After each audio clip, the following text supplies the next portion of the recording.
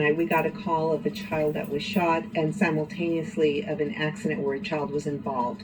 And what we've been able to piece together so far is that the child was shot inside a home on near 46th Street and 15th Avenue South.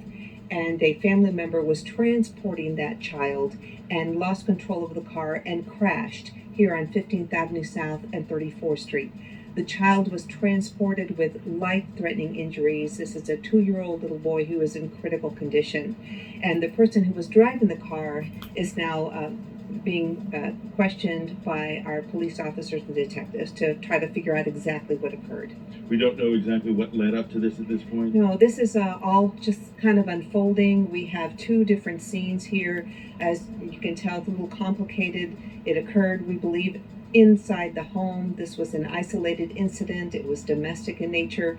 And then the car crashed a few blocks away as they were trying to get the child to get medical help. So we're still trying to piece together exactly what occurred and how this child came to be injured. And not sure yet on if the child was hurt more by the crash or anything like yes, that. Yes, that would be up for the medical professionals to determine, but we know that the child was definitely injured by a gunshot in the home. And then, of course, then it was also in the vehicle when it was involved in the crash. So still, either way, this child is very critically injured and in very serious condition tonight. Have we recovered a weapon or anything at this point? No information on that yet. Our detectives are still working on this case, and we should have some answers a little bit later this evening or early tomorrow morning. How many people were in the home? Do you know? Don't have that information yet. Sorry, what did you ask? How many people were in the home? Don't know that. One gunshot wound. Don't know. And just for something like this to happen on Memorial Day weekend, a lot of families are gathering. Well, this is just a very sad situation for whatever occurred to have ended up with a baby, really, a 2-year-old boy getting hurt and getting shot by this type of gun violence. It's very, very sad.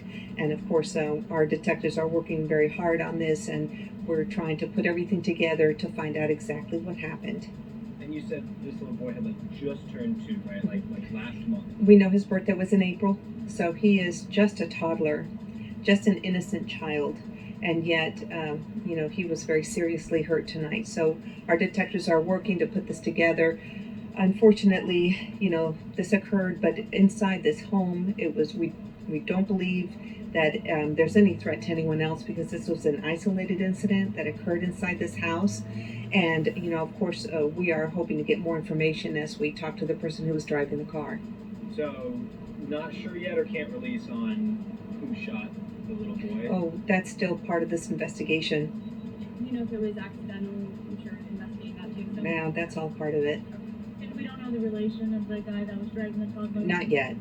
We know the relation. I'm not ready to release that yet because we're still trying to determine exactly what happened. And we don't know. We're talking to one person who was driving, but we don't know exactly what occurred inside the house. So we don't know if you said, is this a domestic issue?